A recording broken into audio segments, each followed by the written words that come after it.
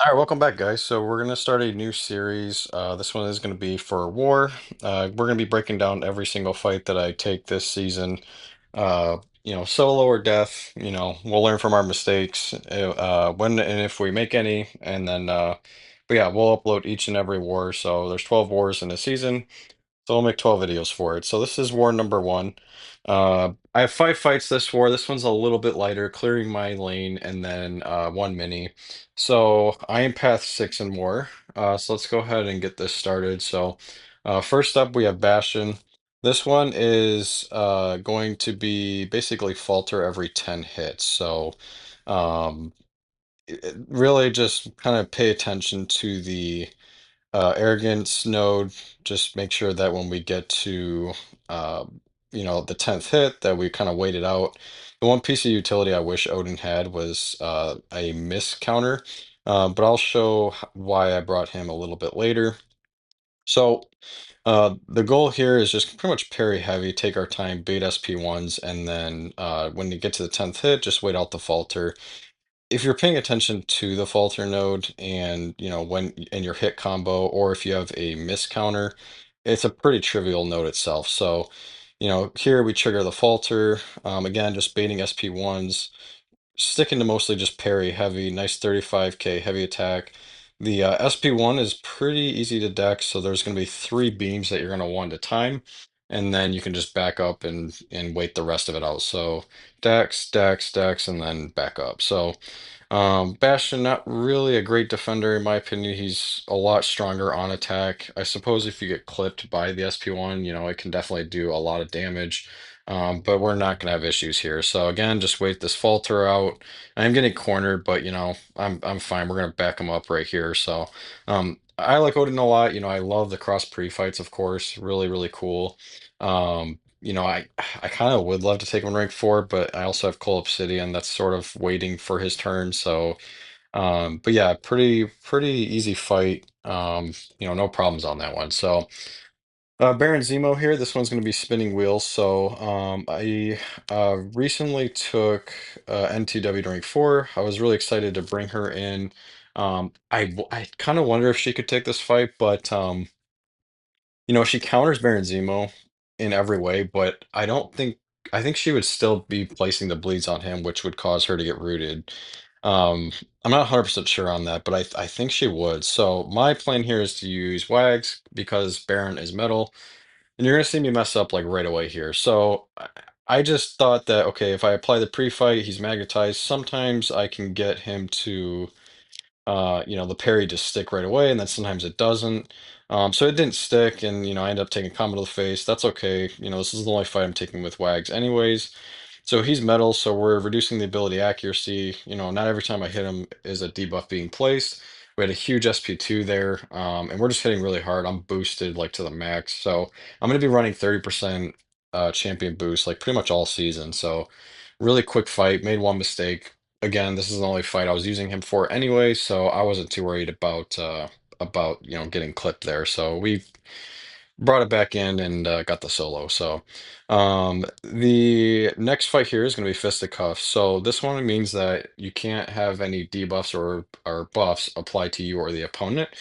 Um, and I think it's for 20 seconds, the first 20 seconds of the fight. So you'll see me like backing out to the main menu and whatnot, because I'm not sure if the pre-fight bug is still active on this or not. So when you place the pre-fight, you go in, sometimes it's not active. So whenever I place a pre-fight, I back out and I go back in. I hate that, but it is what it is. So I thought Penny Parker was actually tactic this season, but apparently she's not. So we brought her in and I guess I got lucky. So anyways, let me see. I just want to back up for a second here. I think it's 30 seconds. So fisticuff is 30 seconds. So I'm gonna talk about this node for just a second. And not necessarily this fight, but the node itself. A lot of times I see people placing like cosmics on this, and I just have to say that's a huge mistake though. Like it really destroys cosmics in every way possible because they rely on their buffs. And this fight here, if I'm fully boosted, I could finish it most of the time.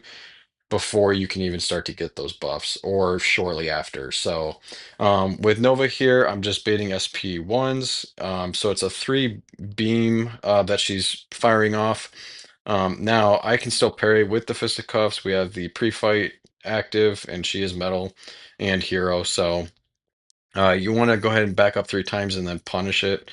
And then, yeah, so now Fisticuffs is over. So, I can actually throw my SP2 and do some damage. Um, yeah, not a lot going on in this fight. We're going to throw an SP2 and then you're going to see the incinerate start to tick really, really hard. So 8K per tick, and this fight is over. So 100% health on that one, full yellow bar. Pretty fun fight. I just thought Penny was tactic and she's not, which threw me off after I learned that like a whole war or two later. So, now this fight was trickier than I thought. So this one is gonna be Conflictor. So, I really like NTW and Wags on my path. It works perfectly for that. I can apply the pre-fight or use the passive stun with NTW. Either way, I get a passive stun, and it really helps me to get around this. Both Fisticuffs and Conflictor. So the Conflictor is the main thing here. Whenever you use the same basic attack twice in a row, it's going to give them a prowess. So, you got to watch out for their special attacks. Those can hit pretty hard. So Tigra, not really much of a defender, but I did underestimate this fight, the difficulty of it, thinking I could just go in here with Penny and just not worry about anything at all. I don't care about the prowess at all. She can have that. It's fine. I don't plan on getting clipped by her special one. And I'm really just going to stick to the SP ones for me to get the power burn because I have the pre-fight active from WAG. So if I try to throw this SP2, these incinerates are not going to stick. They're going to fall off and it's going to grant her massive amount of power. So we're not going to be throwing those. I'm sticking to the SB1s on purpose. Might throw an SB2 like at the very end of the fight because I know it's going to finish her off. But you're going to see me here start to get backed into the corner a little bit. So that's what I mean by like I underestimated this fight a little bit, thinking, oh, I can just go in with Penny. But look how much power she's getting. So she's just going right back over a bar of power. Here, I accidentally throw a relic because that's what I do with my iPhone 14. Love this phone. So that happens to me from time to time. So heavies is not really part of Penny's rotation. That is just me trying to get a little bit of spacing because I am a little bit concerned about the amount of power she's gaining. So here she gets to the SB2. I'm fine with the dex timing. It'll be unblockable, but not the part that I blocked. Not a huge issue, but it's just a lot of special attacks to bait. I need the AI to be very cooperative in this fight. This is a long fight. I'm already getting a little bit bored commentating it. So again, we don't have access to the incinerates. I wanted it that way. I wanted to make sure that I had the passive stun on her just to make it a little bit easier. So just wait this one out for me. But yeah, just there's not a lot to worry about. Honestly, we're gonna speed this up because I'm bored. So yeah, we get the solo, she's ticking down.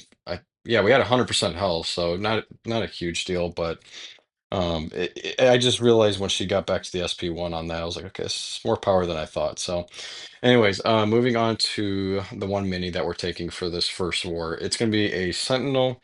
So this one here, whenever you need to knock him down to remove the protection. When you do, he's gonna go debuff immune. So on a typical fight without any pre-fights or somebody that has a passive stun, they're going to be shrugging off your parries. So now I like Vox a lot.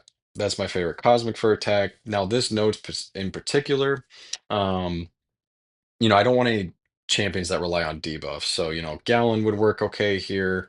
Odin works fine. So I played the Wags pre-fight, and then I'm going to go ahead and go in here and use Odin. So I ran an invulnerability boost just in case he got to the SB3. So, right back at it is the node, so when you knock them down, they're going to be debuff immune. So you can still parry if you have a passive stun applied to them because that's not a debuff. All right, and then they're gonna get passive prowess, or aggressive aggression with prowess, so they're gonna gain extra prowess throughout the fight when they're struck, but not to worry about that if I'm baiting the SB1. So I am comfortable with the SB2 timing for Sentinel, but my preference in this fight is going to be SP1s. So uh, I think I used like one SP1 in this fight, but the main thing for me is just get the knockdown and then spam SP2s. And I believe I'm running a Cosmic Power back. And this right here annoyed the heck out of me. So I ran an invulnerability boost to tank his SP3 if necessary, and then I get comboed in the face. So you can knock him down any way you want, special, heavy. So, if you need to use a relic, that's fine. So, I'm trying to stick to mostly heavies just to kind of, you know, uh, limit his power gain. So if you're using 5-hit combos, it's going to give him a little bit more power. So, yeah, just sticking to the SP2s. Once he gets to 100 charges, though, um, you're gonna see my damage just fall off, and I'd start to like mentally panic a little bit because I'm like, man, I'm just not doing the damage. So, and I knew that this was going to fall off a bit, but I figured my SP2 would still hit hard at the end. And my damage just really falls apart here. So, he's gained the prowess. I'm not too worried about it. Easy dex on the SP1. So, looks like I'm going to lie to you guys and I'm going to throw a 5-hit combo. Now, 21,000 on the end of the SP2 for Sentinel being all ramped up, that's not terrible. So it didn't do the damage, obviously, that I really, really want. But, here I'm going to use my relic just to get a little in so I can, remove the protection, and then just rinse and repeat. So, just parry heavy, and just hope he doesn't, throw an SB3. And I think at some point he gets to one SB2. I'm comfortable with the timing on the SB2, but like it's still not my preference. I'd prefer the SP1 for sure. So, especially in a war setting, if it's questing or something, no problem. We'll just go in and if I get hit, I get hit. But this is war, it matters. So I need to watch the incinerates on that, make sure I don't get hit through block or anything. And we don't want to take that incinerate damage because we don't have any immunity to it. So now there's two reasons why I brought Odin. One is he doesn't rely on any debuffs to do damage, which is what I really like about him in this matchup right here. So and I would also like to use Gallon, but with Gallon he's not a hero or metal, so the pre-fight wouldn't really work. So he would still work here pretty well, but you wouldn't have that passive stun to just comfortably go in. So I like that Odin doesn't rely on any debuffs to do his damage, so this is a good fit for him. And then I don't remember the matchup actually, but we ended up applying the pre-fights to the mini. There's a hazard shift, so here you'll see me dex the SP2, so I'm fine with it, but it's just like I really don't want to. So we get through this, that was an uncomfortable phase there, and so we got over it, and no damage done really. So yeah, we have the pre-fights available. I wanted to apply them to a anti-venom uh hazard shift mini, and I suppose it didn't really work out because the node has fate seal, and then my ally alliance buddy lost the buffs, which is unfortunate. So we tried using Ironheart, I believe, with the Odin pre-fights, and it just didn't work out as we had hoped. So here I'm just trying to finish this Sentinel off, get the solo, and that fight's done. Took quite a while, 3 minutes and 21 seconds, but we got it done. So first war, finished up, went 5-0, deathless. That's all I really care about. And then we ended up winning this war. So, very happy with the outcome. So this will be a new series we start. I'll do a breakdown of each war. I'll be pausing it this way a little bit just to, break down the notes for you guys and just go through my thought process on my assignments. So, I am an officer in my line, so I do a lot of the assignments. We just do a sign up sheet for the bosses, but I sometimes help out with, assigning them. But I do assign all my own fights here. So, I'll kind of explain why I'm taking what I'm taking with who I'm taking it with, and just break it down for you guys. So, but yeah, hopefully you guys enjoyed the video. If you do, go ahead and subscribe, share with your alliance, and I'll catch you guys in the next one. See ya.